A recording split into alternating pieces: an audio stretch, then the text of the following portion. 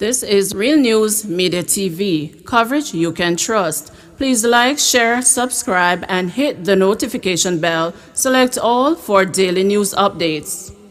Calabar coach among two bodies found in Portmore. The Calabar High School community has been plunged into mourning following news of the passing of Coach Nicholas Soapman Newville, whose body was among two found in an open lot in Portmore, St. Catherine on Monday morning. Passers-by discovered Newville's body along that of a female, subsequently identified as Raima Edwards, in an open lot adjacent to a branch of the National Commercial Bank. The bodies were lying on the ground next to a Honda motor car. A Calabar older boy, Newville represented the school in athletics and was also a very successful jumps coach who was integral to the institution's most recent domination of champs. Newville, who resided in Waterford, was last month drafted into the newly formed Legacy Athletics Track Club. Two accused of church murder in Trelawney remanded in custody.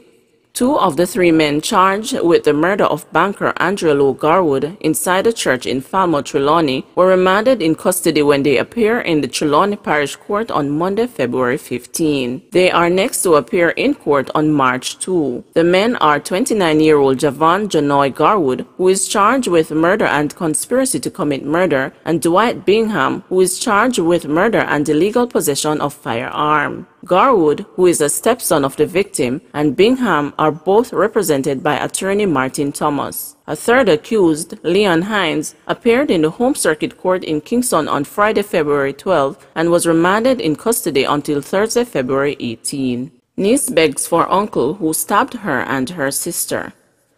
A man who flew into a rage during an argument with his own sister and stabbed his two nieces for no apparent reason has been given a non-custodial sentence instead of being imprisoned. Jonestown resident Michael Williams was sentenced to 12 months imprisonment after pleading guilty to 2 counts of wounding with intent in the Kingston and St. Andrew Parish Court recently.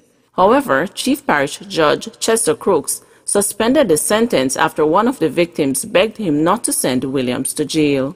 Williams pleaded guilty to using a ratchet knife to cut and stab the women on January 29 during an argument with their aunt. "What's the reason you did it?" Crooks asked. "I don't know," Williams said. "Maybe ignorance, and I'm really sorry for it." Crooks told Williams that this was not a reasonable answer. "I'm giving you 12 months imprisonment. Would you like to apologize again or say goodbye to anyone?" Crooks asked. But one of the victims intervened and asked for leniency. She said the family didn't want Williams imprisoned because he had apologized and that this was the first time he had committed such an offense. Crooks acceded to the woman's request and suspended Williams' 12-month sentence for 2 years. This means that Williams would be sent to prison for this crime if he is convicted within a 2-year period for another offense for which he could be sent to jail. Woman chopped to death in Clarendon. A woman identified as Sharon Cole of Crooked River in Clarendon was reportedly chopped to death at a grocery shop by her estranged lover yesterday. Gruesome images showed the deceased laying in a pool of blood with her left arm severed, clutching 3 $100 notes. A relative of Cole said her death could have been prevented had Cole's estranged lover been detained by the police after physically abusing her a month ago. Cole was 61. Manchester man gets a total of 33 years for sexual assault of a 14-year-old.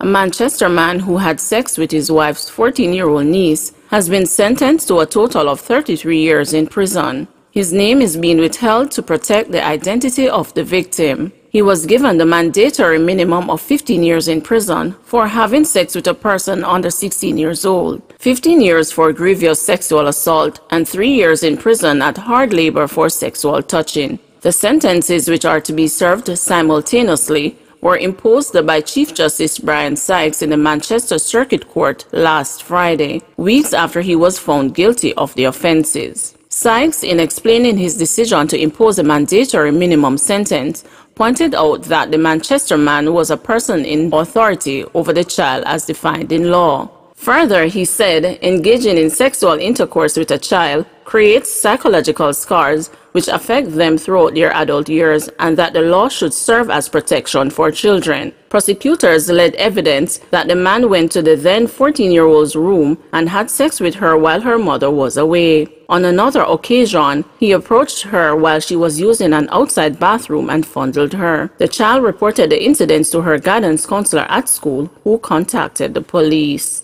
Police appeal for information in suspected hit-and-run in Hellshire.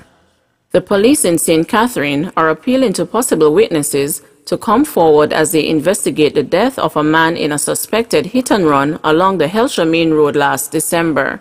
Information received from the Hellshire police is that 59-year-old Ernesto Montgomery of Eastridge Close, Hellshire, was reported missing by a relative on the morning of December 21, 2020, after he did not return from his routine morning exercise the previous day. The police say investigators revealed that Montgomery was taken to the Spanish Town Hospital for treatment following the alleged incident and was later transferred to Kingston Public Hospital, where he died on Thursday, December 24, 2020. They say the probe has hit a bump as investigators are not able to identify a scene or witnesses. The police are therefore appealing to residents who may have witnessed the incident to contact the Hellshire Police at 876-939-9446, Police 119 emergency number, or the nearest police station.